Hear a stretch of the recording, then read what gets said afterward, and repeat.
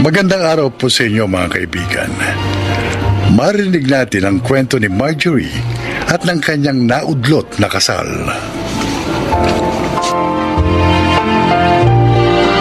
Matagal na kaming magkasintahan ni Martin at pareho na rin na kaming nasa tamang edad upang bumuo ng sariling pamilya.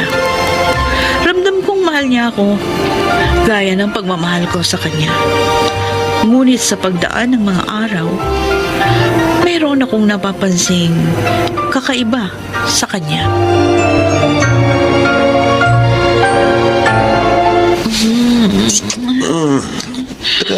Ano ba? Teka lang, Marge. Bakit? May ka-text ako. Sandali. Ano ba naman yan? Kaya nga tayo nag-out of town. Pagkatapos ngayon, trabaho pa rin ang inaatupag mo. Pasensya ka na. Hindi ko pwedeng hindi sagutin to. Kliyente ito eh. Paano naman ako? 2 gabi na tayo dito sa resort. Pero hindi naman buo yung attention mo sa akin. Sorry na. Mamaya, tapusin ko lang pag-uusap namin itong kliyente ko. Ewan ko sa'yo. Matutulog na lang ako. Marge, hindi mo ba ako nauunawaan? Palagi na lang kasing ganito eh. Gusto ko naman bigyan mo ako ng undivided attention. 5 taon na tayo magkarelasyon at ginagawa kong lahat para kahit papaano magkaroon ng something new sa relasyon natin. Kasi ayokong may isa sa atin na mabore o kaya ma-fall out of love. Kaya sana naman, mag-effort ka rin. Hindi yung ako na lang palagi.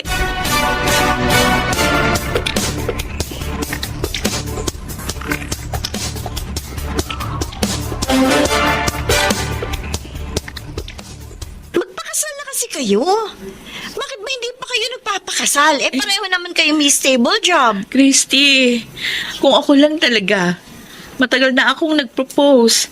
Kaya lang, hindi naman gawain ng babae yun. Minsan nga parang ako na lang palagi yung nag-first move sa aming dalawa. Baka naman may ginagawang kababalaghan yan si Martin. Tingin mo? May tingin ko wala naman. Mararamdaman mo naman kasi kung niloloko ka ng partner mo. Tiwala naman ako kay Martin na hindi niya yun gagawin. Yun nga lang, siguro dahil sa matagal na kami, kaya kulang na rin yung effort niya para sa relasyon. Hindi na gaya nung mga una naming taon. Alam mo, kailangan na talaga ninyong dalhin sa next level ng relationship nyo, Marjorie. Pero, paano, Christy?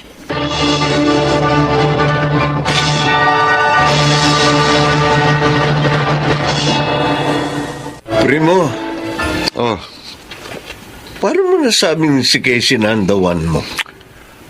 ang naalala ko, tinanong ko lang ang sarili ko noon kung kaya ko bang tumanda na hindi si Casey kasama. Ang sagot ko, hindi. Kaya pinakasalan ko siya. Hindi ka ba nagsisi? Baliw ka ba? Bakit ako magsisisi? Heto nga't buntis na naman siya Ano? Buntis na naman si Casey? Oo, pangatlo na to. Taon-taon naman yata ang pagbubuntis niya. 5 nga ang gusto niyang maging anak 5? Oo, Ang dami. gusto namin ng malaking pamilya. Bakit ba? Nagpaplano ka na bang pakasalan si Marjorie? Ewan ko. Parang hindi ako sigurado sa nararamdaman ko sa kanya. Ano? Naku, Martin, umayos ka. 5 taon na kayo. Huwag na huwag mo sasaktan si Marjorie. Baka nakakalimutan mo, may kapatid yung martial artist. Mabubugbog ka, pare.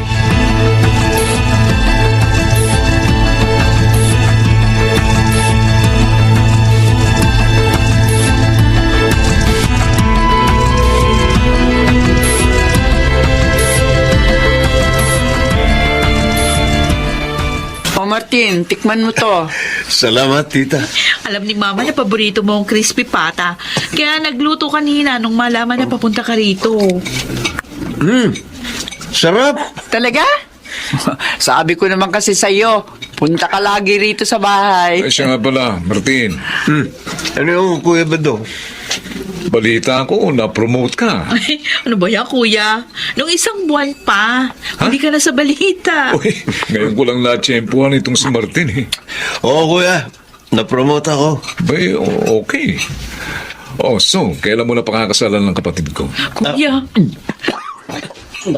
Si Badong kasi eh. Tingnan mo. Bakit? Nabulunan tuloy si Martin. Eh, nagulat sa iyo eh. O Martin, inom ka ng tubig. Oh. Salamat Eh, po. saan ba naman tayo pupunta, no? Kayo, saan pa kayo papunta? Hindi ba sa simbahan? Eh, bakit pinatatagal nyo pa kasi? Kuya, O ano? Kaya mo bang pakasalan ng kapatid ko? opo, Sumagot. Ayan. pakakasalan ko si Marjorie. Martin. Mabuti pa, formal ko nang hingi ng kamay niya sa inyo ngayon. Martin? Talaga ba? Martin? Pakakasal ka ba sa akin? Oh, Siyempre. yun naman pala eh. Di tapos ang kaso, tapos ang usapan. To follow na lang ang engagement ring, ha, Martin? Oo, kuya.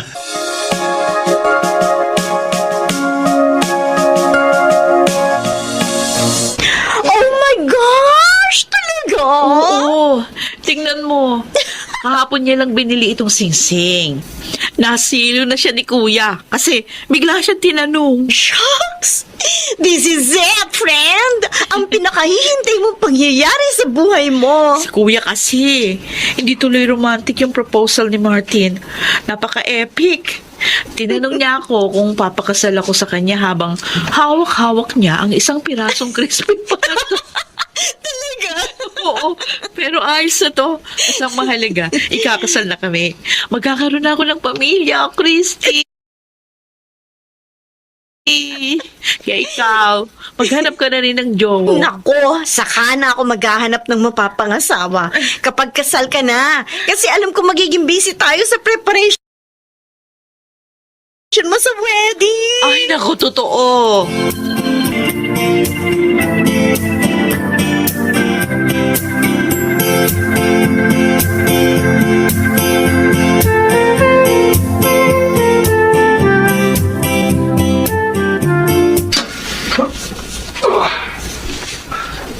Hoy, Martin, Pa? kanina mo pa tinititigan yung isang lalaki ah. Baka mapansin ka, masasapakan yan. Nakatingin ba ako sa kanya? Hindi ko napansin. Ang titig mo pa naman iba. Paano iba? Parang may bahid ng pagnanasa eh. Ano? Totoo nga, hindi ako nagbibiro. Ewan ko sa'yo. Diyan ka na nga. Oh, teka lang, hoy! Martin! Hintayin mo ako, hoy!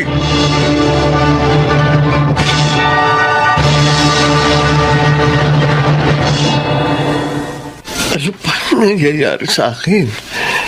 Bakit ganito nararamdaman ko? Martin, my love. Oh. Marge. Oh. Bakit nakasuot ka lang ng ganyan? Sinadya ko talagang suotin ito para ipakita sa iyo ang bago kong biling nighties.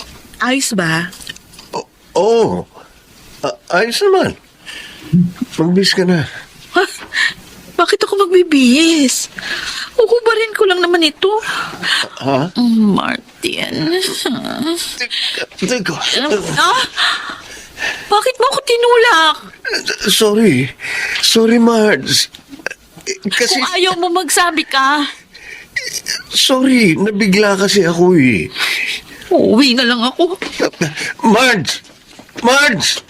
Sandali. Ano ba nangyayari sa akin? Bakit ganito ang nararamdaman ko?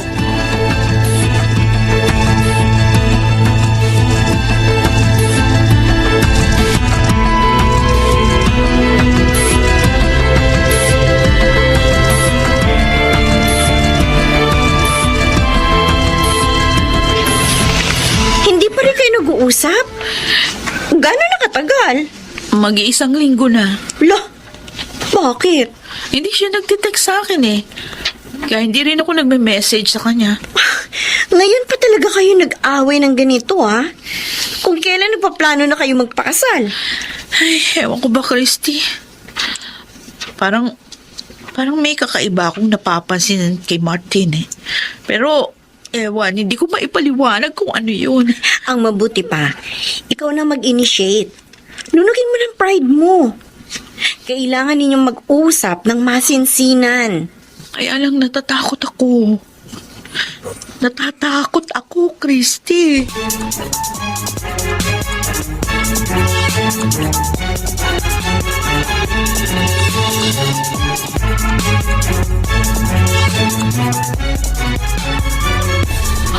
Ako na sanang pupunta sa inyo eh. Kung di ka tumawag. Marge, sorry. Sorry. Bakit ka nagsasorry?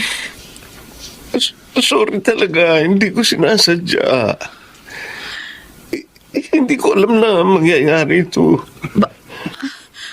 Ano ba ito, Martin? I-cancel natin ang wedding. Ha? Bakit? Maghiwalay na tayo. Ano? Anong sinabi mo? Bakit tayo maghihiwalay? Hindi, ayoko. Hindi ako ang karapat dapat sa'yo. Hindi ako. Anong sinasabi mo? Bakit? Meron ka na bang ibang nagugustuhan? Did you cheat on me? Hindi. Walang iba. Ako may problema. Anong problema? Marge, kasi Ano? Kasi ano? Sabihin mo. Para maunawaan ko. pakiramdam ko, hindi na babae ang gusto ko. Hindi na babae. Ang...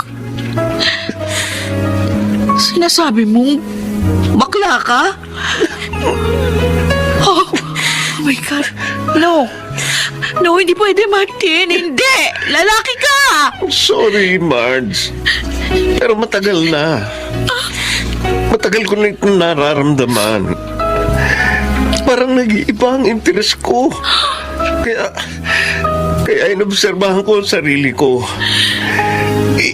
Hindi ko alam kung paano ito naging ganito. Pero ayokong pakasalan ka na half-hearted ako. Ayoko saktan ka. Mahal kita, alam mo yan. O sana sinabi mo na lang na may iba kang babae o iba nagugustuhan. Mas matatanggap ko pa yun. Pero ito... Sorry. Oh my God. Mas patawarin mo ko. Patawarin mo ko.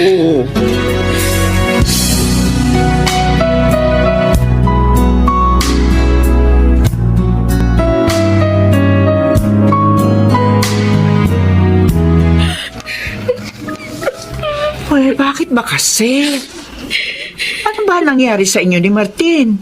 Marjorie, Kuya, oh, hayaan niyo na muna siya. ano yan? Hindi ako papayag na gawin niya sa ito. Nag-propose siya sa'yo pagkatapos bigla ka niyang iiwan sa ere? Nagpaalam naman siya ng maayos. Kinausap naman niya ako ng maayos. Kahit na. Ano ba kasi ang dahilan, ha? Sa akin na lang yun, Ma.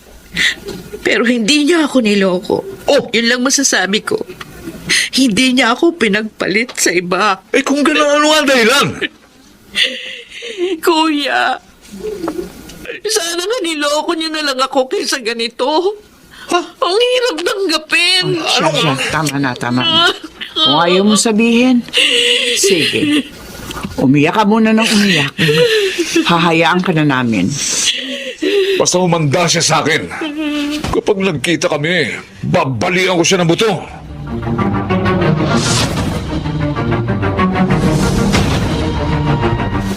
Aalis muna ako rito, Marge. Saan ka pupunta? Sa malayo. Susubukan ko rin magpatingin sa psychologist. Kailangan ko ng professional help para sa sitwasyon kong to. Aayusin ko ang buhay ko. Aayusin ko muna ang sarili ko. At sana, Marge, sana narito ko pa pag dumating ang panahon na sigurado na ako sa identity ko. sa panahon na hindi ako magtatanong sa salamin kung ano ako at kung ano ang gusto ko.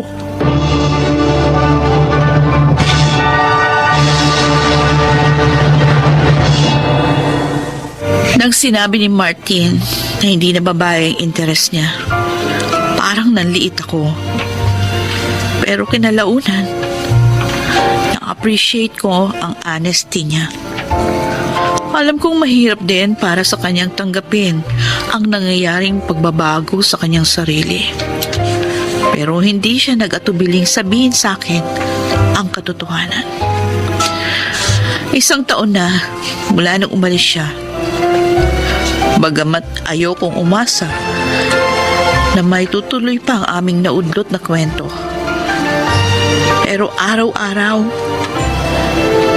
natatagpuan ko ang sarili kong naghihintay sa kanyang pagbabalik. Ako po si Marjorie at ito ang aking buhay. Sa mundong punong-puno ng kasinungalingan, piliin sana nating magsabi ng katotohanan kahit gaano man ito kasakit at mahirap tanggapin. Mga nagsiganap: Janelle Benjamin, Chiquit del Carmen Amor, Susan Robles, June Martin Legaspi at Rosana Villegas sa papel na Marjorie. Naglapat ng angkop na tunog Jerry Mutia, sa musika Boboy Salonga. Supervisyong teknikal Eric Lucero at Bong Muyar. Creative Consultant Phil Cruz. Production Assistant Anching Cruz. Ito'y mula sa panulat ni Rita Labanon. Sa direksyon Salvador M. Royales. Ito ang aking buhay.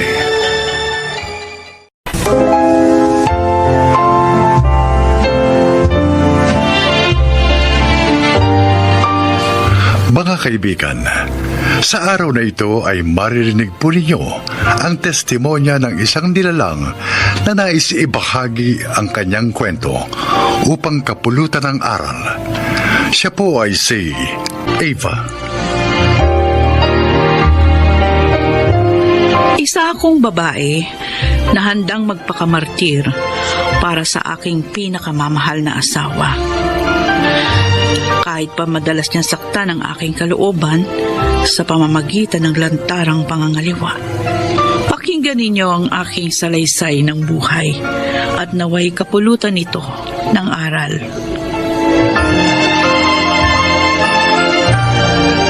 Jed, anak, baka gusto mo pa ng spaghetti o ubusin mo na ito.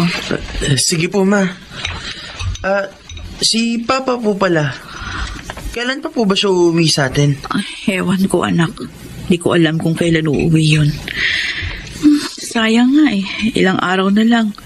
Magbabagong taon na. Nag-away po ba kayo bago siya umalis ng bahay? Oo. Nadiscover ko meron siyang kapit. Pinapili ko siya kung sino sa amin ang gusto niya. Ay, syempre. Mas pinili niya yung kanyang kabit. Kaya ayun, umalis na siya. Ganun po ba? Ma, bakit ganun po si Papa? Ang totoo, matagal ng kabit niya yung crystal na yun. Nung una, kaya ko pa na hindi kumibo. Pero nitong nagdaang buwan, ang sakit-sakit na. Gusto niyo na po ba siyang hiwalayan? Minsan pumapasok na yan sa isipan ko. Pero anak, kasi kapag naiisip kita, ayokong lumaki ka na sira ang pamilya natin. Matagal na pong sira ang pamilya natin. Simula nung magtaksil siya sa inyo. Ayoko naman pong magdusa kayo ng dahil lang sa akin. Kung palagi lang niya kayong sinasaktan, hiwalayin niyo na lang po si Papa. Jed. Kayo lang naman po ang mahalaga sa akin. Tatanggapin ko po kung maghihiwalay kayo.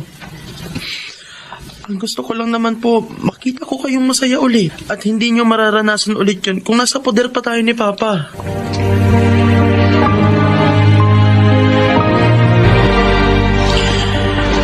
Nandito na po tayo sa LRT station, ma. Ayun po si Papa, oh. Nagtatrabaho po sa ticket booth.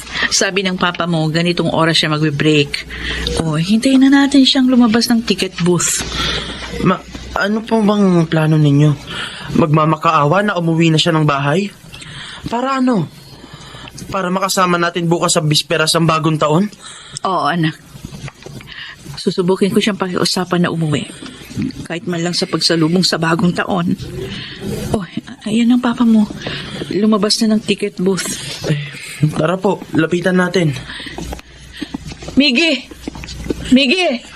Papa! Anong ginagawa niyo rito, Eva? Dinala mo pa ang anak natin.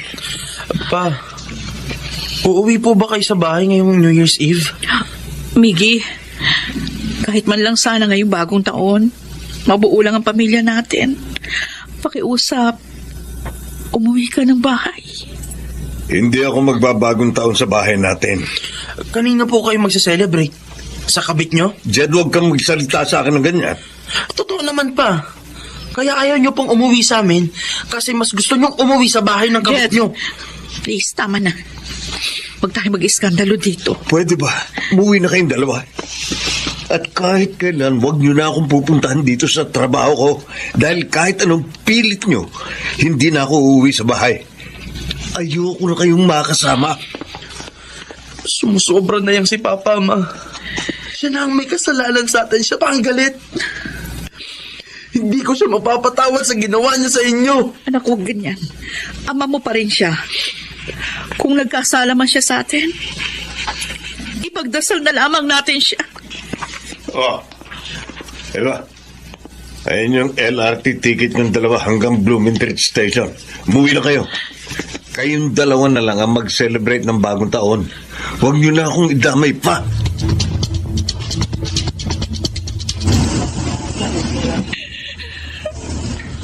Ma, tingnan na po sa atin ang ibang pasahero. Huwag na po kayong umiyak. Hindi na dapat iniiyakan si Papa. Malapit na ba tayo sa Blumentritt Station? Opo, malapit na. Ito po yung panyo ko. Punasan niyo po ang mga luha niyo. Salamat, anak. Oh, ayun, napunasan ko na. Tara na, Ma. Nandito na po tayo sa Blumentritt Station. Hihinto na po ang tren.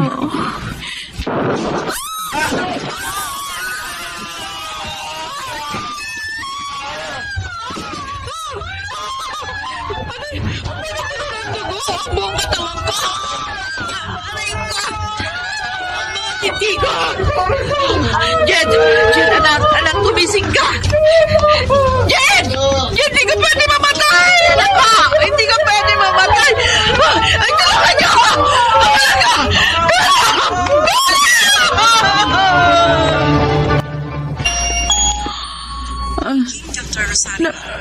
Nasaan ako? Patay na ba ako? Eva, nasa hospital ka? Ate Elena, ang mga binti ko. Nalasog ang mga binti mo. Dahil sa nangyari pagsabog. Kailangan daw putulin, sabi ng mga doktor. Halos ilang oras ka nag-agaw buhay kanina. Habang ino-operahan. Si Jed, kumusta lang anak ko? Eva, patay na si Jed. Napuruan ang sarap na lambugo at likod niya. Dinagdala siya dito na rival. Ang anak ko. Anak ko.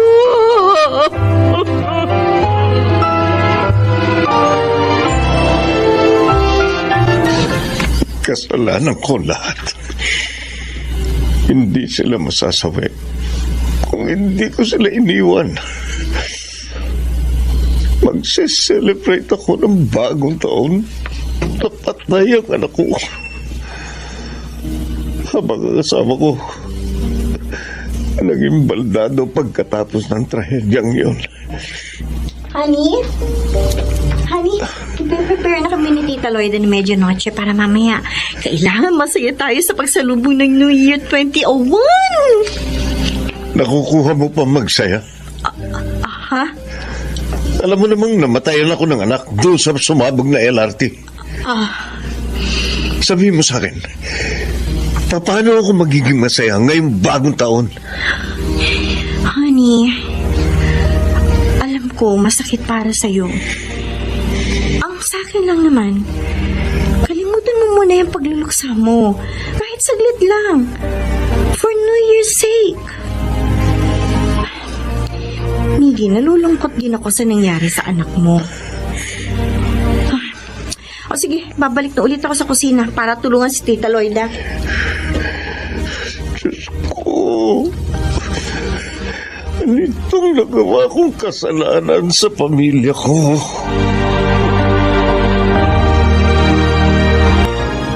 Buti naman, Miggy. Bumalik ka na sa bahay para samahan si Ava. Payag naman ba yung alam mo na. Hiniwalayan ko na si Cristel noong 1 linggo.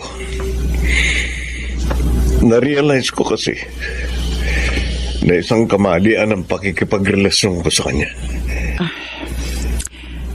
Pasensya ka na, Miggy. Kung sa iyo ko na pinagkakatiwala ang pag-aalaga sa asawa mo. Lilipad na kasi ako patungong Hong Kong para magtrabaho. Wala naman kaming kamag-anak. Kaya ikaw na asawa niya ang natitirang pag-asa ni Eva.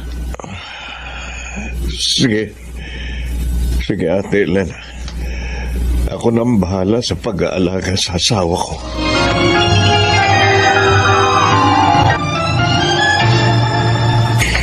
Oh. Ayan. Oh. Ayan. Ibababa na kita sa kama mo, ha, Eva? Ayan. Ang bigat mo pa rin. Kahit wala na yung parehong binti mo. Salamat, Miggy. Dito ka na ba titira uli sa bahay? Oo. At ako na mag-aalaga sa'yo. Pero may trabaho ka. Di ba makaka-istorbo lang ako sa'yo? Nag-resign na ako sa trabaho ko.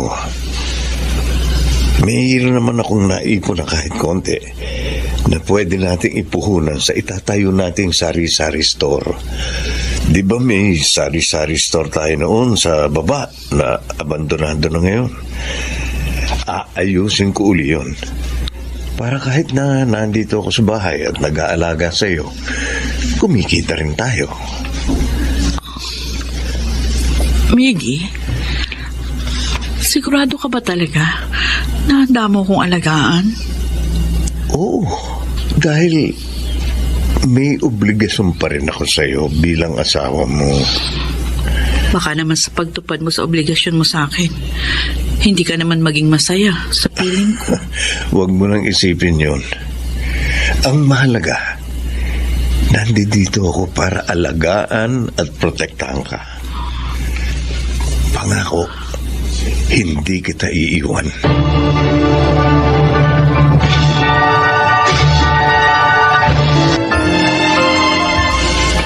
Oh, kumusta ka dyan, Eva? Ayos lang. Kanina pa kita pinagmamasdan. Ang sipag mo. Ikaw na yung tagalaba, tagaluto, tagalinis ng bahay. Ikaw pa rin yung nag-aasikaso ng tindahan. Tapos inaalagaan mo pa ako. Baka naman magsawa ka na niyan. Hindi ako magsasawang paglingkuran ka. Miggy. Bumabawi ako sa iyo dahil ang dami kong kasalanan na nagawa sa pamilya natin. Hindi kayo mapapasama ni Jan sa trahedyang yun sa LRT kung hindi ko kayo iniwan. Iba, hindi ako dapat nangaliwa. Hindi ako dapat naging pabayang ama at asawa. Ang dami kong pinagsisisihan sa mga maling desisyon na nagawa ko. Miggy. Patawarin mo ko kung naging makasarili ako, kung naging masama akong asawa. At pangako, hindi na yung mauulit. Matagal na kitang napatawad. Salamat, Eva. Salamat at binigyan mo ko ng pangalawang pagkakataon para itama ang mga nagawa kong mali. Mahal na mahal kita. Mahal na mahal ko kayo ni Jed. Ako hindi ako nagsisisi na ikaw ang aking minahal.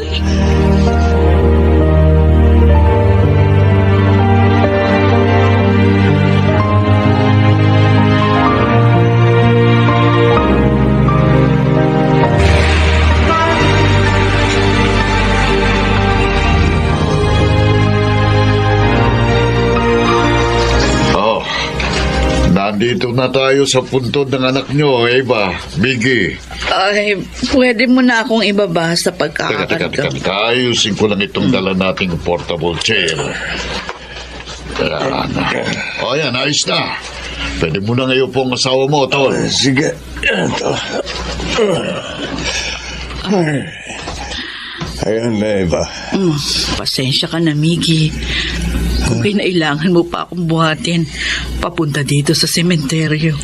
Wala yon. Karangalan kong buhatin at paglingkuran ang asawa ko. Naks naman, Tol. Kahit pa sumasakit na ang mga buto-buto. Oy, Marlon. Ha? Walang kaso kahit manakit pa lahat ng buto ko. Ang mahalaga, nagagawa ko ang tungkulin ko kay Eva bilang kabiyak niya. Ang swerte ko naman sa iyo, Miggy. Mas maswerte ako sa iyo dahil inilabas mo ang lahat ng kabutihan sa puso ko. Naku naman, grabe. Naiinggit naman ako sa inyong dalawa. Masyado kayong sweet. Kasi naman, Marlon, sa ating magkakapatid, ikaw lang ang hindi nag-asawa. Ayan tuloy. Oh, nga. Walang nakagusto eh. Loka talaga, Miggy. Oh, Marlon, salamat at sinamahan mo kami dito sa sementeryo. Ay. Oh, halika na't i-celebrate na natin ang 36th birthday ni Jed. Wala. Happy birthday, anak. Kung nabubuhay ka lang, siguradong marami na akong apo sa'yo. Namimiss kita, anak. Sana'y napatawad mo na ako sa mga kasalanan ko sa'yo. Miggy, alam kong matagal ka nang pinatawad ni Jed. Alam mo ba, nung first death anniversary ni Jed, dumalaw ako dito sa puntod niya. Nangako ako sa kanya na mamahalin at aalagaan kita. At kailanman hindi kita pababayaan. Akalain mong 20 years na pala ang lumipas. Sigurado akong masaya ang anak natin. Saan man siya naroroon. Dahil tinupad mo ang mga pangako mo sa kanya.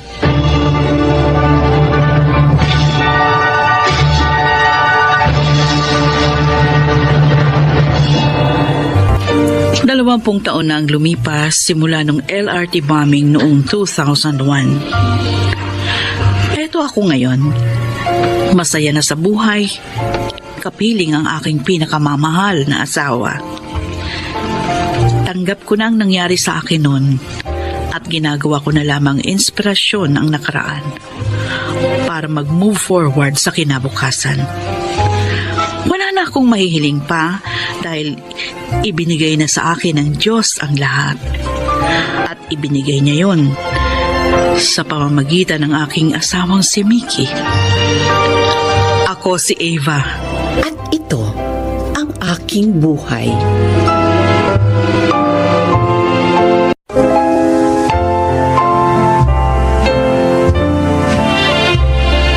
Mga kaibigan, sa araw na ito, isa na namang natatanging kasaysayan ang kapupulutan nyo ng araw sa buhay. At ito ay ang kasaysayan ni Ethel. Bunso ako sa 3 magkakapatid. Sa aming 3, ako ang nagkaroon ng pinakamagandang buhay. Sabi nila, ako raw ang pinakamabait sa aming magkakapatid. Kabaitan na hindi ko inakalang kaiinisan ko. Pakinggan po ninyo ang aking paglalahad. Hello, Tay! Ethel! Ano na naman ang problema mo, Pining? At napasyal ka rito. Si Tay naman. Ay di dinadalo ko kayo. Wala kang problema. Wala kang kailangan sa kapatid mong bunso. Tayo naman, pinapahiya niyo si ate. Huh. Ewan ko ba dyan kay Tay? Parang ayaw na dinadalaw ko siya. Pero, ate, talaga nga bang wala kang problema? Kasi Ethel, wala na kaming pangangailangan sa bahay. Yung bayaw mo naman hindi pa sumasahod. Kahit naman sumayod yung asawa mo, kulang pa rin sa iyo eh. Kasi hinahaluan niya ng bisyo. Ethel, pwede mo ba ako mabigyan? Wala na kasi kaming isasaing mamaya. Gutom na nga yung dalawang pamangkin mo nung iwan ko. Sandali lang ate ha. Ikukuha kita ng bigas. Bibigyan na rin kita ng mga delata. Bibigyan na rin kita ng pera para makabili ka ng mga kailangan ninyo. Salamat naman. Ethel, anak.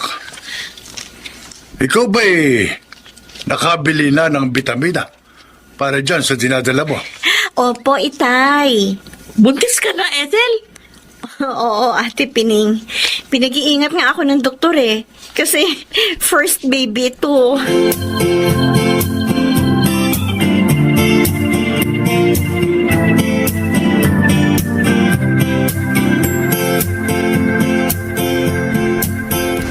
Kuya Drigo, napasyal ka. Oh, saan ka ba galing, Pining? Kanina pa ako rito eh. Dumaskarte. Wala na kaming pangangailangan dito sa bahay. Alam ko na kung saan ka galang galing, ha? Kina Ethel, no? Wala naman ako ibang malalapitan. Dahil sa kapatid ng asawa ko, tiyak na bubungangaan lang kami noon. Paano bungangera yun? Kumusta naman si Ethel? Siyempre, maayos pa rin. Maganda naman yung kita nila mag-asawa. Bukod pa sa may kabuhayang minana si Kenneth dun sa mga magulang niya. At saka isa pang balita.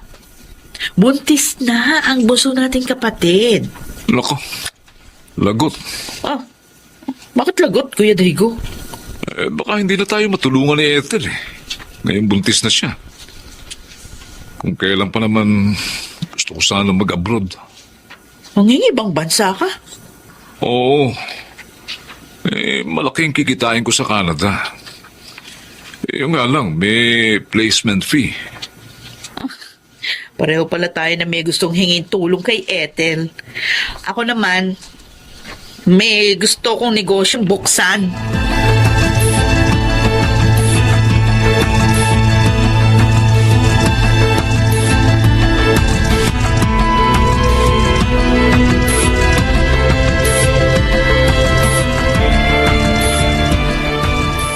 Kumusta ang trabaho mo, Han?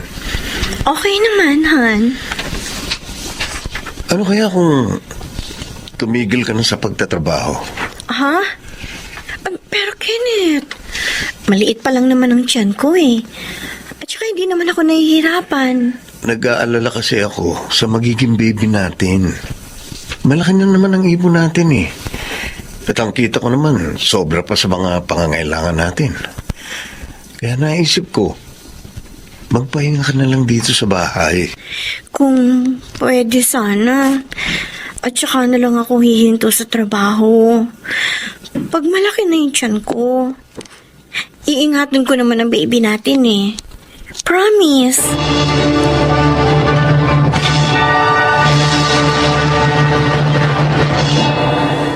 Gagabihin ka mamaya, anak. Opo, itay. Bakit? May overtime po ako. Di ba't pinag-iingat ka ng doktor dyan sa dinadala mo? Nag-iingat naman po ako, tay. Iniinom ko rin po yung mga vitamins na binireseta sa akin. Kasi anak, nag-aalala ako sa iyo eh. Sayang naman po kasi kikitain ko, tay. May tutulong ko pa yung kina ate at kuya. Di ka nagkulang sa kanila. Lagi mo silang tinutulungan. Pero sa pagkakataong ito, isipin mo naman ang kapakanan ninyo na magiging apo ko. Kawawa naman po kasi sila eh. Pero hayaan niyo po, kapag naramdaman ko na nahihirapan ako po mismo ang titigil sa trabaho ko.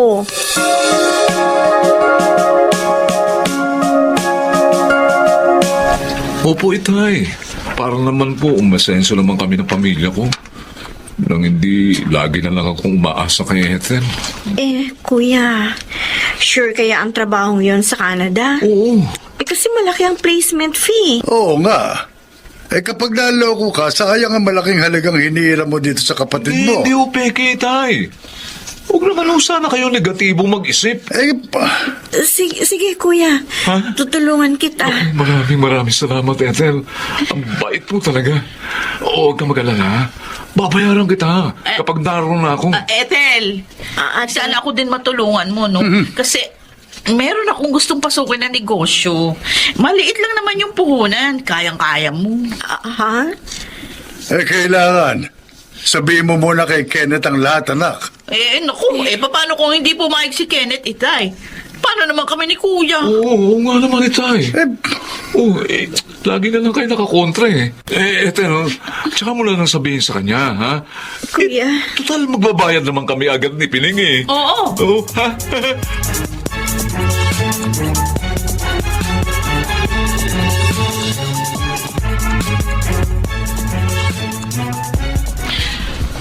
Pining, Kuya, kumusta ang business mo? nako, mahina pa. Ha? Pero pasasaan ba't lalakas din ang kita ko dito? Oo. Tulad nung nangyari doon sa iba kong kaibigan. Gusto ko nga magpadagdag ng puhunan kay Ethel. Ha? Oo. Uy, bakit naman? Mahina pa naman ka mo negosyo mo. Para makabili pa ako ng iba pang produkto. Baka sakaling mas malaki yung kitain ko sa mga bibiling ko. Oo nga. O ikaw, anong balita sa pangingibang bansa mo? Naku. Kailan ba alis mo? Ha? May problema nga akong Pining Anong problema? Ilang linggo na kasing hindi nagpapakita sa amin ng mga kasama ko yung taong kausap namin. Ano? Bakit ganun? Sabi marami lang daw inaasikaso. Pero ang problema na ibigay na namin sa kanya yung pera namin. Kaya dapat asikasuhin din niya kami. O, dapat nga. Kaso pinaghihintay kami. Noon, minamadali kami makabayad. Ngayon naman bayad na kami. Pinaghihintay naman kami. Naku, nagagalit na nga kami ng mga kasama ko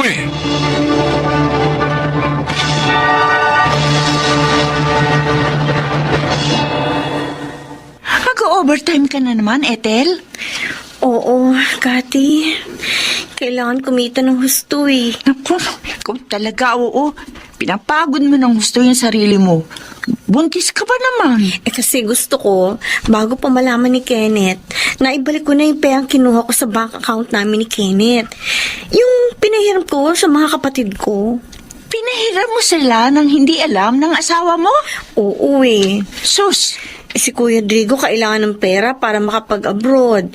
Si ate naman, puhunan sa negosyo. pero dapat, pinaalam mo pa rin sa asawa mo yon bago mo ginawa. Inaawa ako sa mga kapatid ko Naisip ko, baka hindi pumayag si Kenneth. Kaya ako na lang ang nagpasya. Ethel, huwag kang magagalit, ha? Oo.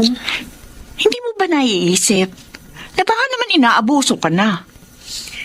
Ay, minsan, naisip ko rin yun. Kaya lang, ewan ko ba... Aray, O bakit? Hoy, ano nangyayari sa'yo? sumakit. Bakit mo hinawakan ang puso mo? Sakit, bigla sumakit ang puso ko. Diyos ko, mabuti ba? Magpahinga ka muna. Huwag ka na lang mag-overtime ngayon. Lalong tumitindi ang sakit ko. Teka, sandali, dadali ka sa klinika. Teka, Parang may lumalabas sa puwerto ko. Ethel! Dinudugo ka! Hindi! Ang baby ko!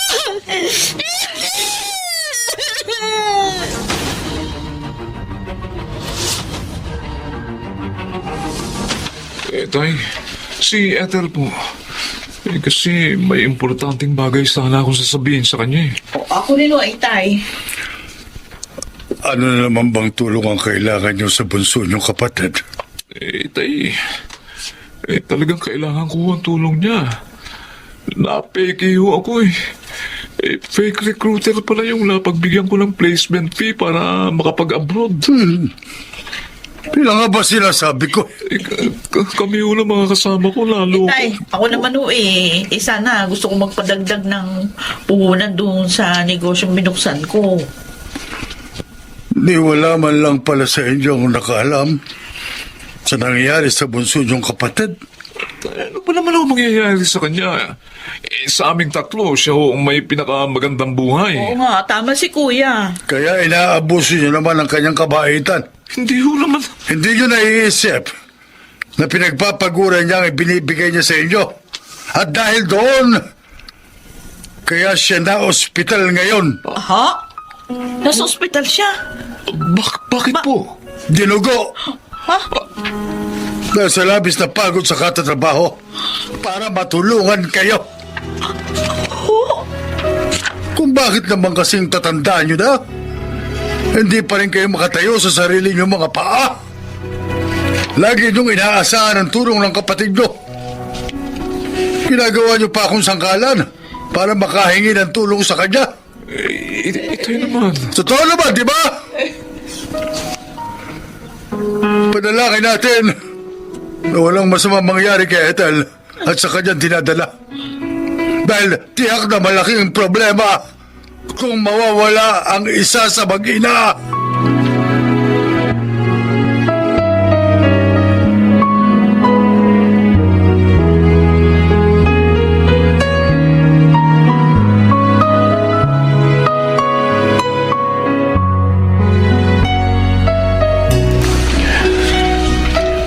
Kumusta na ang pakiramdam mo, Han?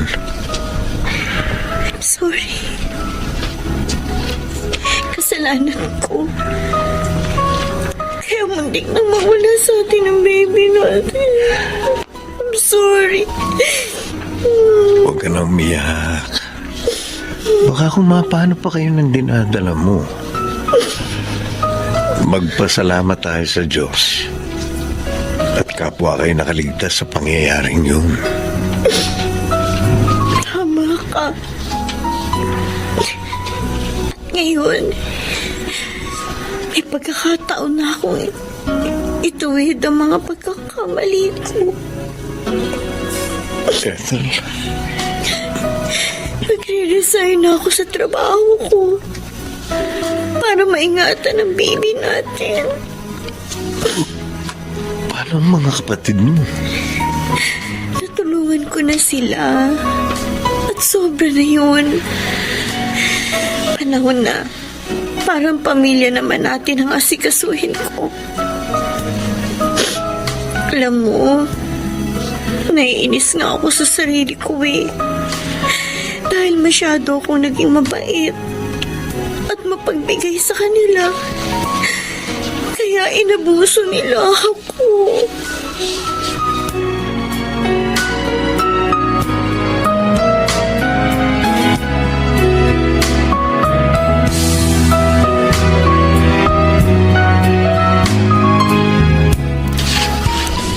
Kayo pala, ate, kuya. Sinadya namin dito ka na sa bahay dalawin, Ethel, para makausap ka ng gusto. Nabanggit na sa akin, Itay, ang kailangan ninyo. Sinabi raw ninyo yun noong una kayo magpunta rito. Totoo yun. Pero iba na ngayon, Ethel. Natauhan na kami sa mga nagawa naming mali sa'yo. Tama si Kuya Rodrigo, Ethel. Gusto naming humingi ng tawad sa lahat ng abusong ginawa namin. Dahil sa amin, muntik na kayong napahamak ng dinadala mo. Patawarin mo sana kami, Ethel. Totoo ba ang naririnig ko, ate? Kuya? Oo, totoo. Mula ngayon, magsisikap na kami ni Kuya. At hindi ka na namin aabusuhin. Palalaguin ko yung business na sinimulan ko. At ako naman, Ethel, may trabaho na ako. Doon ko na lang kukunin yung panghulog ko sa perang nahiram ko sa'yo. Pasensya ka na. Napeki kasi ako, hindi ko naman gusto yun eh. Kaya patawarin mo sana ako, ha? Kapatid ko.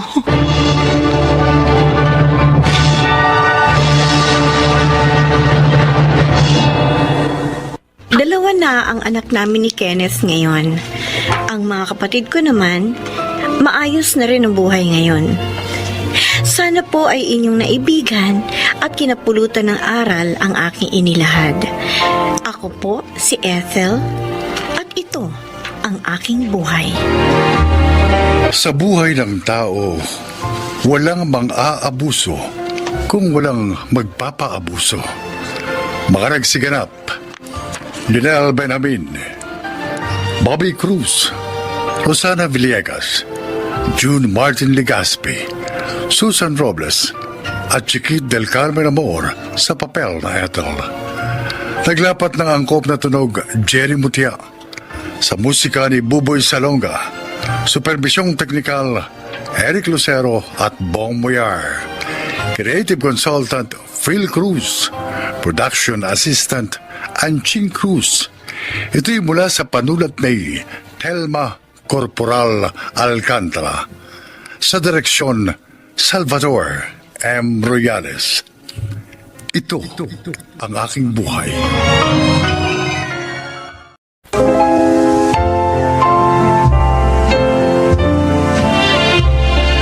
Mga kaibigan, sa araw na ito, inyong maririnig ang kwento ng isang may bahay na ang tanging hangad ay ang pagkakaroon ng kapayapaan ng isip at damdamin sa pagitan ng mga salimuot na nangyayari sa kanyang buhay. Siya ay si Nelia. Sa mga unang taon na naging pagsasama namin ni Aldo, inakala kong likas lang sa kanya ang pagiging malinis at organisado. Pero nang lumaon, hanggang sa aming pagtanda, ay napansin kong hindi na normal ang kanya mapaulit-ulit na nakagawian. Nasa huli ay may tuturing na palang isang uri ng disorder o nakaalarmang karamdaman. Aldo? Aldo, nasaan yung refrigerator natin? Saan mo na naman ba ipinuwestong tao ka, ha? Uy, dito sa malapit sa pintuan. Para nga ako yung singaw ng init ng motor, hindi nakukulob dyan sa loob ng kusina. Ang layo nga kasi sa lutuan. Ano, kailangan kong pa pumunta doon sa may pintuan para lang kunin yung mga irerekado ko sa pagluluto. Uy, huwag ka nga masyadong mareklamo, Nelia. Saka yung tono mo, para bang krimen na yung ginawa ko eh. Ang liit lang ng bahay natin, ha? Konting kembot lang. Yan, andito ka na sa harap ng ref. Oh. Ang sa akin lang naman, wala nang kapanatagan ang mga gamit dito sa bahay. Eh, kung may buhay lang yung mga yan, tiyak na hilong-hilo na rin sa paglipat-lipat mo sa kanila kung saan-saan eh. Alam mo, Nelia, pinaiinit mo ulo ko eh. Huwag mo na lang akong kinukontra sa ginagawa ko, pwede, ha?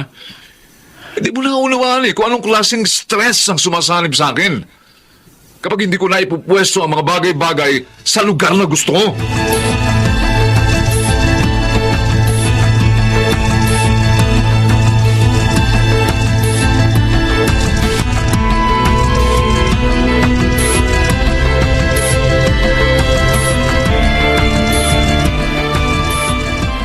Magandang umaga po, Chodolpo. Ikaw pala, Ariel. Mukhang marami po kayong tanggap na trabaho dito sa vulcanizing shop nyo, Oo linggo pero ang daming customer.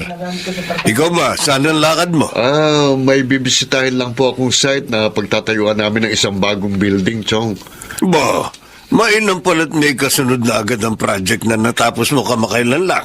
Opo, medyo sineswerte po sa proyekto. Maiba ako. Ang tatay mo nga pala, kumusta? Nako, nandun na naman po sa bahay at nagtatalo na naman sila ni Inay sa mga bagay-bagay. Alam niyo naman pong Itay, mabilis uminit ang ulo. Ganun ba? Hayaan mo, isang araw dadalawin ko ang tatay mo. Matagal-tagal na rin kaming hindi nakapagkwentuhan eh. Ay, sige na't baka mahuli ka na sa mapupuntahan mo. O sige po, Chong. Alis na po ako. Sige. Magandang umaga po ulit. Mag-iingat ka dyan sa pagpapatakbo ng motor, ha? Opo, Chong. Salamat po.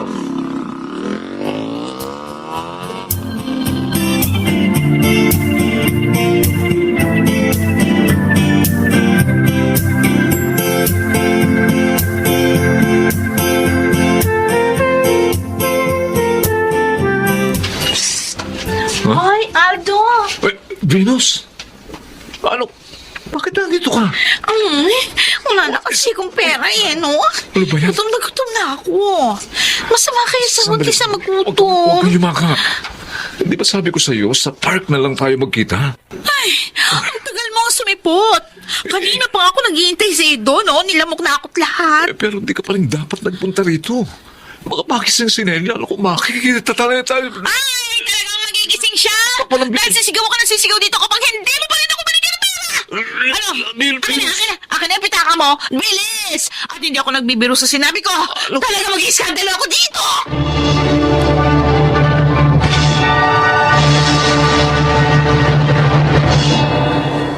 Tama na! Ayoko na! Si Aldo, Ayoko na! Pagod na ako. Ayoko na. Diyos ko! Aldo! Bakit mo sinira yung mga gamit natin? Ang television natin basag na screen! Hirap na ako, Nelia. Ayoko na. Pero bakit hindi ko pa rin makontrol ang sarili ko? Pagpalit-palitin ang lugar ng mga gamit natin dito sa bahay. Pakiramdam ko, palaging magulo ang paligid ko. Ang isip ko. Kaya kailangan kong gawin ito ng paulit-ulit. Aldo, ang mabuti pa magpahinga ka muna sa kwarto mo para bumabayang ano ang nararamdaman mo. Hayaan mo na yung mga kalat na yan. Ako na magliligpit ang mga yan. Hindi. Ako mag-aayos ng mga yan. Kailangan ko ayusin ang mga yan. Halika na, Ayusin ko ititimpla muna. na rin kita ng mainit na gatas para Hindi. kumalma ang pakiramdam mo. Tara na. Baka kailangan mo lang talaga magpahinga.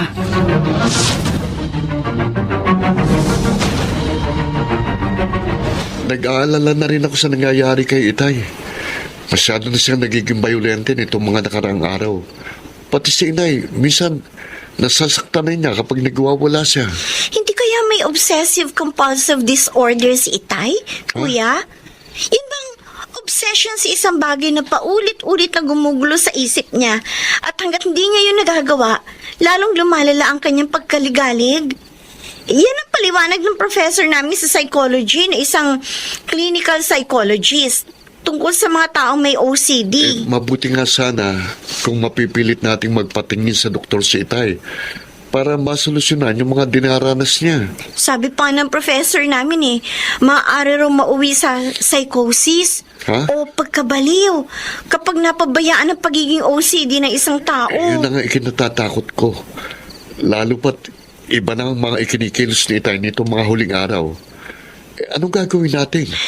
Teka, baka pwede nating hingi ng tulong ni Chong Dolpo. Huh? Baka makinig sa kanya si Itay.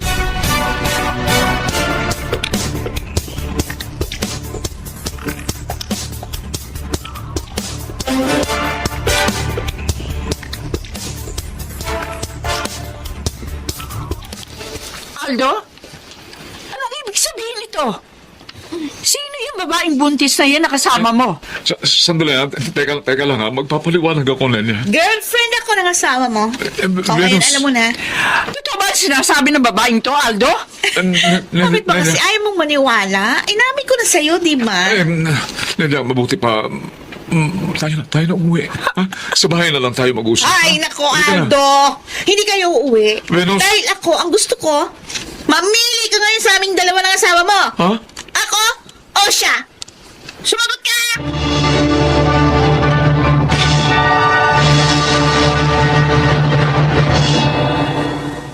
Tiniis ko naman lahat, hindi ba, Aldo?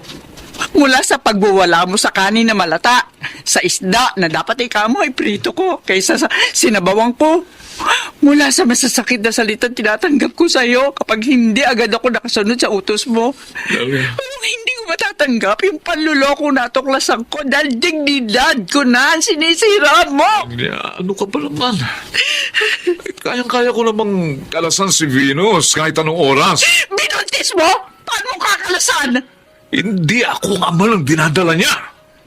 Ano ibig sabihin? Nagpapakabayani ka? Inaako mo ang anak sa kanya ng iba? Naawa lang ako sa kanya. Kaya sinamantala mo na rin na pagiging minor de edad niya, ganon. Nagbabanta siyang magpapakamatay kapag nakipag-iwalay ako sa kanya. At ako, Aldo, kung magpakumatay din kaya ako dahil sa ginawa mo. Napakasakit. Lahat ng pagtitiis ko sa pakikisama sa iyo, ito lang pala magiging kapalit. Mas pinili mo magpalinlang sa isang babaeng hindi mo naman alam kung saan nagmula. Kaysa sa akin na asawa mo na simulat sa Paul. Umako sa mga kakulangan mo, sa mga kahinaan mo.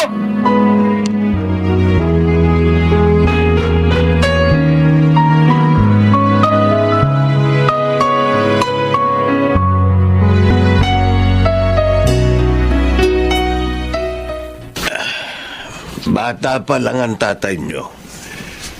Nakita ko na rin ang mga nakababahala niyang kilos noon.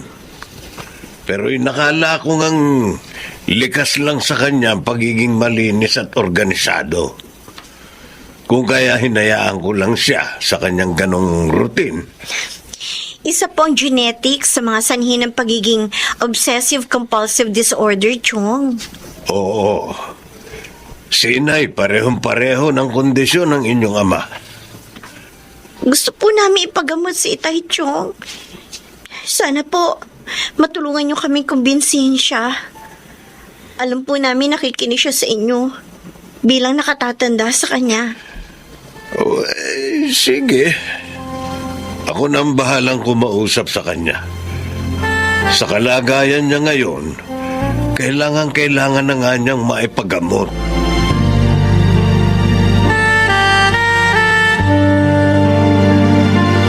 Maraming salamat pa rin sa pag-aasikaso mo sa akin, Nelia. Sa kabila lang, napakarami kong kasalanan sa iyo. Siguro nga, na habang pinagsisilbihan pa rin kita, isang paraan pa rin to na pagpapatawad ko sa mga pagkakamali mo.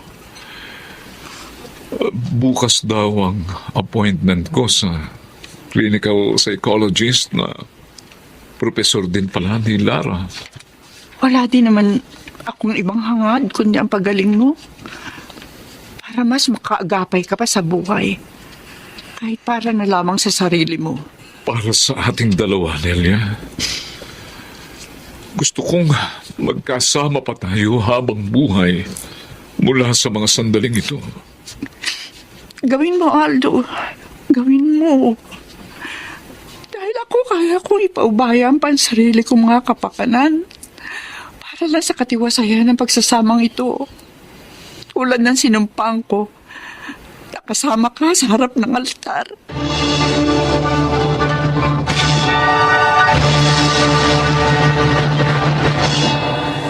Sa ngayon, patuloy pa rin sumasailalim si Aldo sa traditional therapy hinggil sa kanyang kondisyon. Malaki na ang kanyang ipinagbago sa pagtrato sa mga bagay sa kanyang paligid, lalo na sa akin. Ako si Nelia, at ito ang aking buhay. Nakasalalay sa atin ang tunay na katuturan ng buhay. Mula sa ating pangunawa sa mga bagay hanggang sa maibibigay nating apeksyon sa ating mga minamahal. Mga nagsiganap: Rosana Villegas, Chiquit del Carmen Amor, June Martin Legaspi, Lionel Benjamin at Susan Robles sa papel na Nelia. Naglapat ng angkop na tunog Jerry Mutia, sa musika Boboy Salonga. Supervisyong teknikal Eric Lucero at Bong Muyar. Creative Consultant Phil Cruz. Production Assistant Anching Cruz. Ito'y mula sa panulat ni Sel Barlam. Sa direksyon, Salvador M. Royales. Ito ang aking buhay.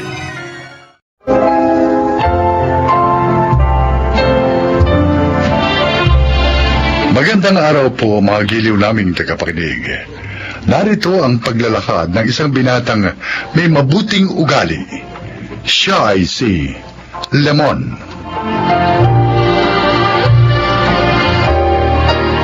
Sa lugar namin, tuwing may madadaanan akong nag-aaway, lagi ako naghahanap ng aawat sa kanila. Katwiran ko, kawawa naman yung naagrabyado. At isa pa, gusto kong kahit sa ganoong paraan, ay makatulong ako para hindi na humaba pa ang gulo.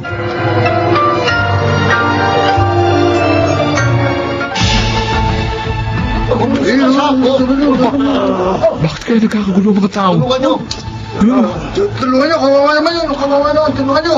Sir, ano pong nangyari sa lalaking yan? Ay nako, silaksak. Kailangan madala sa ospital. Ganun ba? Teka, hanap ako ng makakatulong.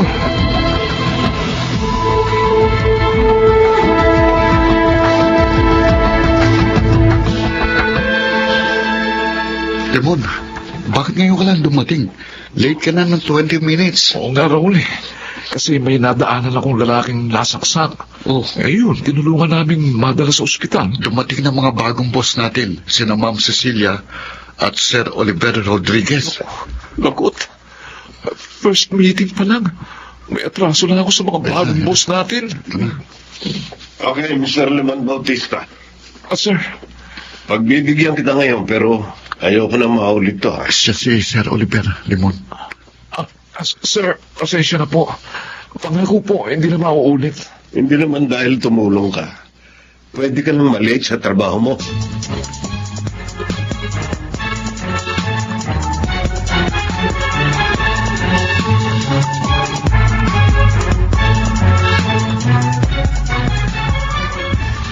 Limon, eto pa ang sabaw. Helga, Salamat po. Salamat po, Nay. kumusta naman ang trabaho mo, Limon? Medyo na-late po ako, Nay. O bakit? Maaga ka namang umalis dito Kasi po, Nay, sabi ni Kuya, may nakita siyang sinaksak. Hmm. Ayun, tinulungan nilang madala sa ospital. Nahiya nga po ako dun sa bagong boss namin eh. Kasi late ako ng 20 minutes. Kinagalitan ka ba? Hindi naman po. Sinabihan lang ako na huwag na mauulit yun. Ayun, nangako naman po ako na hindi na mauulit. Ay naku anak, sikapin mong matupad yun para hindi ka maalis sa trabaho. Oo nga naman, Kuya. Ayos pa naman ang sweldo mo doon. Oo nga eh. At kailangan tuparin ko yun. Kawawa naman si inay kung mawawalan ako ng trabaho. Hindi niya makakayang itaguyod mag-isang buhay natin. At ang pag-aaral mo.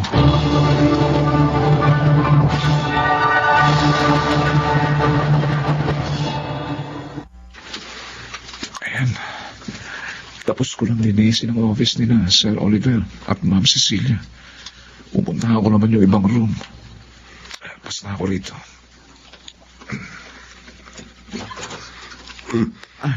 Good morning po, Sir Oliver. Lemon, tapos ka naman maglinis dito.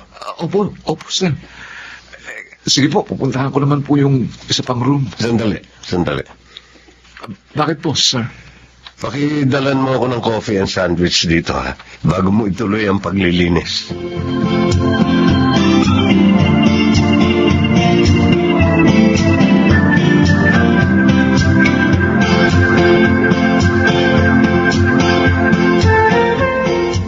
Oliver, nakita kong kasabay mong nagmerienda si Limon kanina. Oo, Ate Cecilia.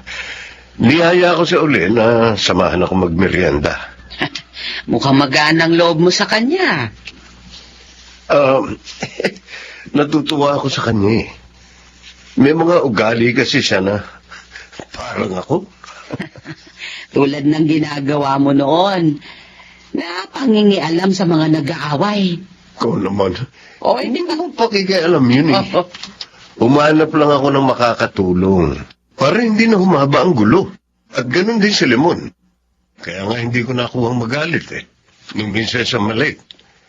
Ayon pa sa kwento niya, dalawa silang magkapatid. Biyuda na ang nanay niya. At dahil doon, kaya nag-working student siya. Nakakabilib siya.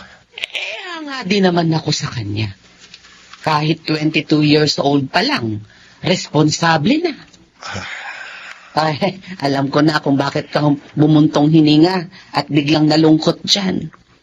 Dahil kay Cynthia. Naaalala ko lang siya, Ate Cecilia. Hanggang ngayon, nakukonsensya pa rin ako. Tigil na nga natin ang usapang ito. Sumakit na naman yung dibdib mo.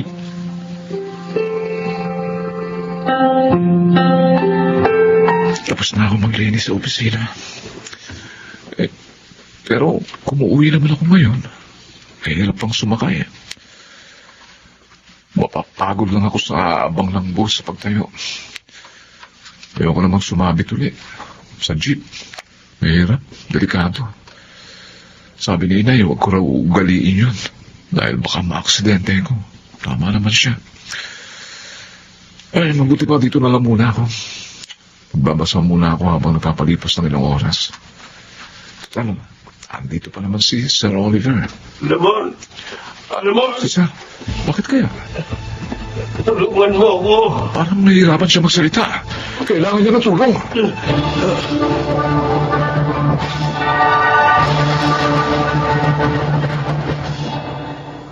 Ay, Oliver, kumusta ng pakiramdam mo? Maayos na, ate. Hindi na ako nahihirapang huminga. Ay, mabuti na lang nasa opisina pa si Limon. Nadala ka agad niya dito sa ospital. Nasaan ba kasing gamot mo? Hindi ko nadala Nakakalimutan ko. Ano? Pambihira ka namang tao ka. Hindi mo dapat kinakalimutan yun. Nasaan si Limon? Ayun, umuwi na. Pinigil ko nga dahil umuulan pa. Pero sabi, baka raw nag-aalala ng nanay niya.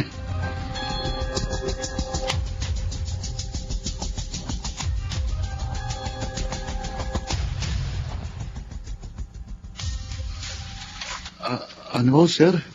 Gusto niyong samahan ko kayo kina Limon? Oo, Raul. May sakit siya, di ba? Kaya hindi siya nakapasok. Oho, nilalagnat daw siya sabi ni Aling Cynthia. Kaya gusto ko siyang puntahan. Nagkasakit siya dahil sa akin. Umuwi siya kahit umuulan matapos akong maihatid sa ospital. Kaya gusto ko siyang pasalamatan. Okay, sir. Sasamahan ko po kayo.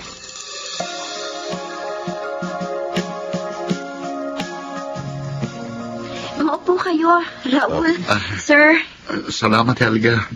Kapatid ka pala ni Limon. Opo, bunso po. Sandali lang po at tatawagin ko si Kuya. Kuya, may bisita ka. Ha? Sino, Helga? Si Raul at ang boss ninyo. Ha? Raul? Limon. Sir Oliver? Maiwan ko na po muna kayo. Sige. Sir, Nagpasama sa akin si Sir Oliver, Limon. Nag-alala kasi ako sa iyo, Limon, nang malaman kong may sakit ka. naku, sir. Salamat po sa concern. Wala na po akong lagnat ngayon. Bukas po, papasok na ako. Good. Yung babaeng nasa kwadro, sino siya, Limon? Nanay ko po, sir. Narito ba siya? Pwede ko ba siyang makausap? Bakit po, sir? Kilala niyo po ba si inay?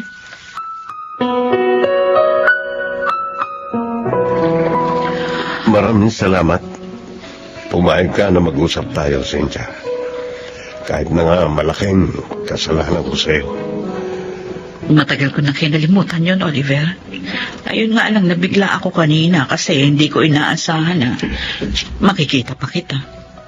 Gusto kong humingi uli ng tawad sa'yo. Iniwan kita. Ipinagpalit kay Selena. Kahit na nga 15 years ang tandaan niya sa akin. Sabi ko nga, matagal ko nang kinalimutan yun. Tanggap ko ng lahat ang nangyari. Pinili mo siya kasi mayaman. At gusto mong matupad ang iyong mga pangarap. At natupad naman yun. Tama ka. Pero may naging kabayaran ang ginawa ko sa'yo. Ha? Anong ibig mo sabihin? Hindi niya ako nabigyan ng anak hanggang sa pumanaw siya. Ganun ba? Cynthia, sabihin mo sa akin, si Limon ba? Oo. Siya nga. Siyang batang tinalikuran mo noon. Aking anak. God. Kaya pala ang gaan ng loob ko sa kanya. Si Helga naman. Anak namin ang lalaking tumulong sa aking pagkadapa. Yun nga lang, maaga siyang nawala sa amin. Lemon. Kayo pala, ang tatay ko. Lemon, Kayo pala. Oliver, hindi ko tinago sa kanyang lahat. Lemon anak. Patawarin mo sana ako. Cynthia, bigyan niyo ako ng pagkakataong mapuna ng malaki kong pagkukulong sa inyo. Oh, Oliver. Hindi kita pipiliting tanggapin ako sa puso mo dahil alam kong malaki ang pagkakasala ko. Pero sana, hayaan mong tulungan ko kayo para magkaroon ng magandang kinabukasan sina Limon at Helga.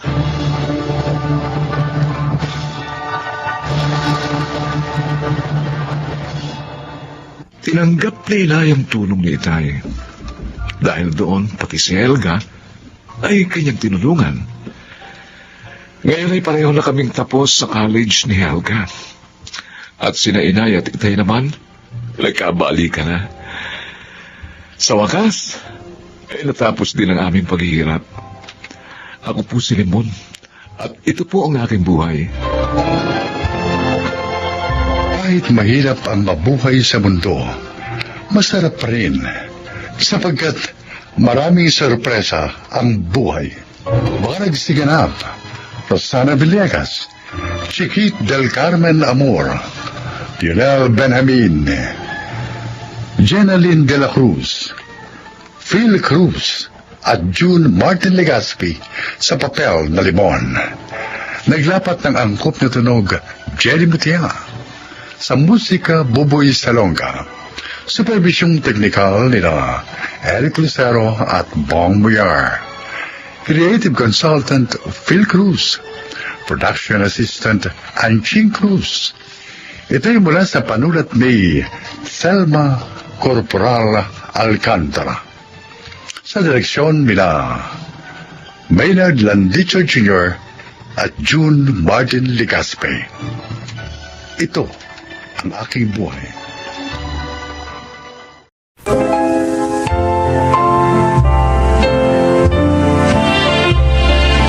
Mga kaibigan, darito ang isang natatanging kasaysayan na kapupulutan ng aral sa buhay na ilalahad sa atin ni Grace. Maaga ako naulila sa ina at hindi ko rin kinagisna ng aking ama. At dahil doon, kaya hindi ako nakapagkolehiyo. At upang may matirhan, pagiging katulong ang naging trabaho ko. Pakinggan po ninyo ang aking kwento.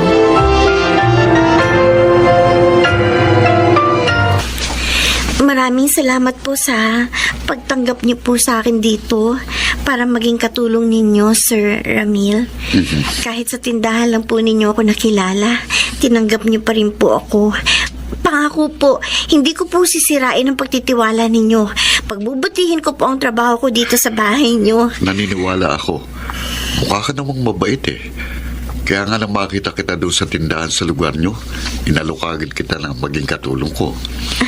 Siya nga pala, tuwing gabi lang ako narito, no? Dahil may negosyo akong inaasikaso. Kaya sana, bantayan mong mabuti itong bahay, ha? Opo, sir. Ito nga palang magiging kwarto mo. Yan. Ang ganda. At ang linis. At may maganda rin pong kama. Salamat at nagustuhan mo. May aparador ka rin dito. May electric fan na maaaring magamit. Oh, iayos mo na ang mga gamit mo para makapagluto ka na ng hapunan natin. Opo, sir.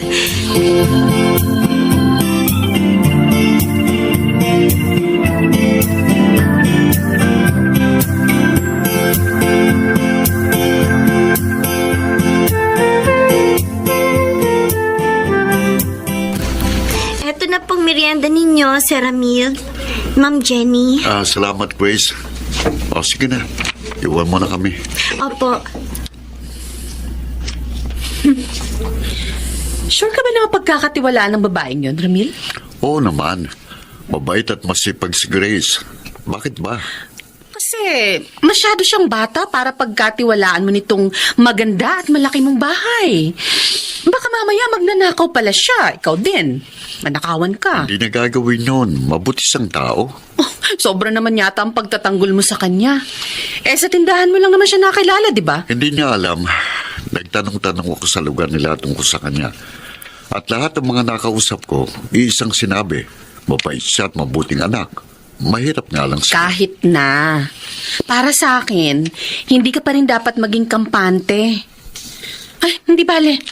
Madalas akong pupunta rito para masubaybayan siya.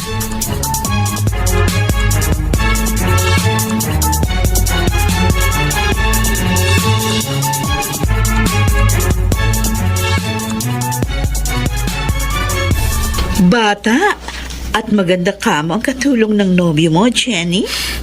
Oo, Marcia. Pero syempre, mas maganda ako sa kanya, no? Pero kinakabahan pa rin ako. Kasi sa tindahan lang siya nakuha ni Ramil. Bakit naman kasi hindi na lang siya kumuha sa agency? Aba, kung bata at maganda, dapat ka makabahan. Dahil baka mamaya sulutin niya yung nobyo mo. Oh, mawalan ka. Marcia, hindi pumapatol si Ramil sa mga katulong, no? Isa pa, mahal ako nun. Oh, huwag kang kasi siguro. Iba pag lumapit ang tukso. Kaya kung ako sa'yo, hihigpitan ko si Ramiel.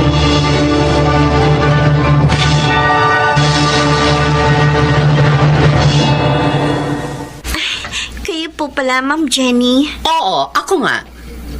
At sinong lalaking to? Si Jimmy po. Kapitbahay ko po siya doon sa dati kong tinitirhan. Nanliligaw sa'yo? Opo.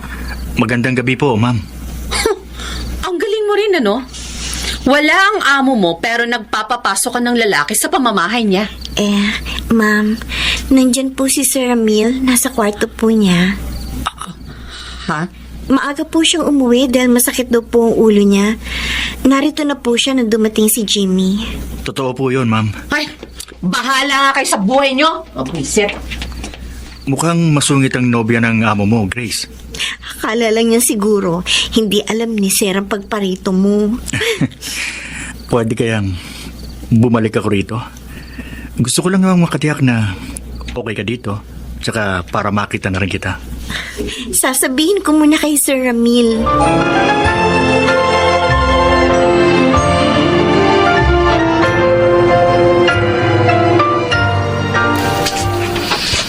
Nakita kong kwarto ng katulong mo. Ang ganda, ah. Meron pang radyo at TV. Paano mo nakakita? Tinignan ko. Na-curious kasi ako. Parang sobra naman yatang maganda ang kwarto ni Grace kaysa sa kwarto ng dati mong naging katulong. Jenny, gusto ko lang malibang si Grace. Para pagpagod na siya, may mapaglibangan siya. Wow. Sobrang concern. Hey, are you jealous? Sobrang concern ka kasi. At saka, bakit? May karapatan naman ako magselos, di ba? Dahil girlfriend mo ko for 3 years. Wala kang dapat ipagselos. Ikaw lang ang mahal ko. Kung tuksohin ka ng babaeng yun. Hindi niya gagawin yon dahil matino siyang babae. At ako naman, matinuring lalaki. Ewan ko, ha? Jenny! Ramil, mas mapapanatag ako kung iba na lang ang kunin mong katulong.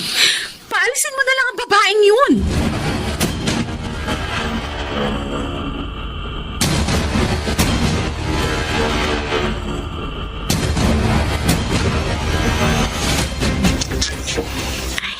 Tapos ko nang hugasan itong mga plato. Tuyo na rin lahat. Ilinipit ko na. Para magawa ko naman yung gusto merienda ni Ma'am Jenny mamaya. Grace! Diyos ko, nabitiwan ko yung mga plato. Ano ba yan? Napakatanga mo naman. Ma'am, Tinawag lang kita. Nabitiwan mo na yung platong yan. Hoy, alam mo ba kung magkano yan, ha? Ang mahal niyan. sorry po, Ma'am.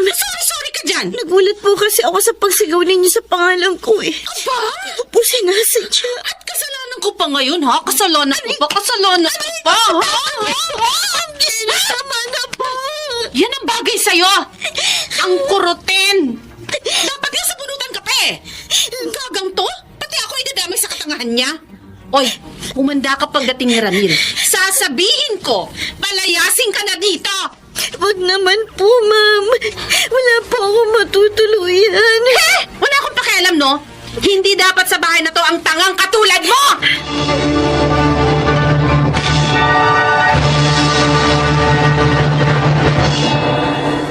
Hindi mo siya dapat sinaktan, Jenny. Bawal yun sa batas. Kinarot ko lang naman dahil nga ang tanga. Mali pa rin ang ginawa mo. Isa pa, sabi ni Grace, sumigaw ka habang nasa likuran niya. Kaya nagulat siya at nabitiwan ang mga plato. At mas naniniwala ka sa kanya kaysa sa akin, ganon? Sa akin ay kung ano lang ang tama. Bakit ka ba ganyan? Sabihin mo sa akin, may gusto ka ba sa babaeng yon, ha? May gusto ka ba sa katulong mo? Sinabi ko na sa'yo, di ba? Wala akong gusto sa kanya. Bakit ba ang dumi ng isip mo?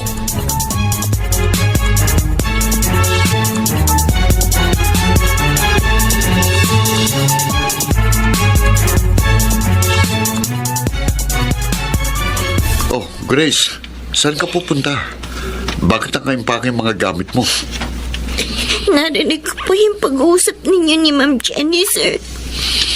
Gusto po niya umalis na ako dito. Kaya naisip ko po, aalis na lang po ako para hindi ako maging dahilan ng inyong pag-aaway. Hindi ka aalis. Pero sir, magagalit po siya sa inyo. Huwag mo siyang intindihin. Mawawala rin ang galit niya kapag nalaman na niyang lahat. Sir Ramil, May sasabihin ako sa inyong dalawa. Panahon na para malaman niyo ito.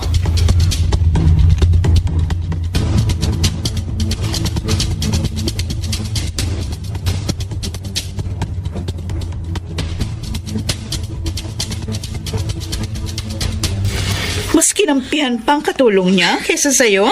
Ganon na nga. Hindi niya pinaalis yung babae. Ay, naku, Jenny. Baka nga, may gusto siya sa Grace na yun. Hindi ko na alam ang gagawin ko, Marcia. Ayaw ko mawala sa akin si Ramil. O para malaman mo kung mahal ka pa rin niya. Pamiliin mo, ikaw o ang katulong niya. Oo nga, no? O sige, gagawin ko yun. Kaso, paano kung hindi akong piliin niya? Oy, doon mo ihanda ang sarili mo, girl.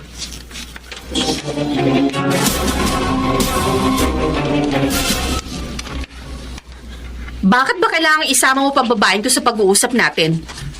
Dahil may bahagi siya dito. sir, naguguluhan po ako.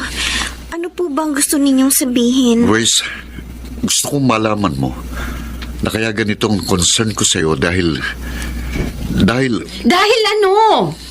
Sabihin mo na. kapatid ko siya sa ama. Ano po? Yun ang totoo. Nadistino noon si Daddy sa probinsya at doon niya nakakilala at nakakarelasyon ng nanay mo. Nalaman ni Maming lahat. At dahil ayaw ni Daddy na iwan siya ni Mami, ang nanay mo ang iniwan niya. Kaya pala hindi ko siya kinakisnan. Oo. Hindi niya kayo natulungan. Kaya bago siya namatay, ipinahanap ka niya sa akin at binili na tulungan ka. Kung ganun, kuya kita. Oo, Grace. At ang pagkikita natin sa may tindahan sa probinsya niyo ay hindi nagkataon, kundi isang sadyang pangyayari. ginawa ko yun upang tuparin ang pangako ko kay Daddy. Ramil, bakit ngayon mo lang sinabi? Dahil may mga bagay pa akong inaayos para kay Grace. Bahagi rin ang gusto ni Daddy gawin ko para sa kanya. Kaya wala kang dapat ipagselo sa kapatid ko, Jenny. Wala. Dahil ikaw lang ang mahal ko. Grace, patawarin mo ako. Nagkamali ako. Maling-mali. Kalimutan na po natin yon. Ang mahalaga, maliwanag na sa atin ang lahat.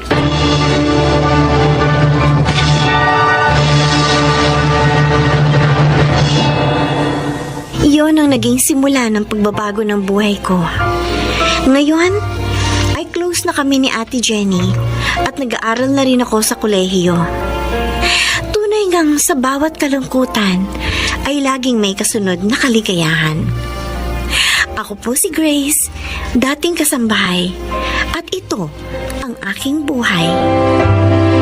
Napakinggan po ninyo mga kaibigan ang isa na namang magandang kasaysayan ng buhay. Mga nagsiganap, Jeneline de la Cruz, Maynard Landito Jr., Fidel Benjamin, Rosana Villegas, at Chiquit del Carmen Amor sa papel na Grace.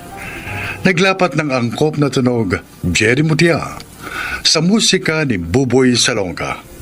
Supervisyong teknikal Bong Boyar at Eric Lucero. Creative Consultant Phil Cruz. Production Assistant Anching Cruz. Ito'y mula sa panulat ni Telma Corporal Alcantara.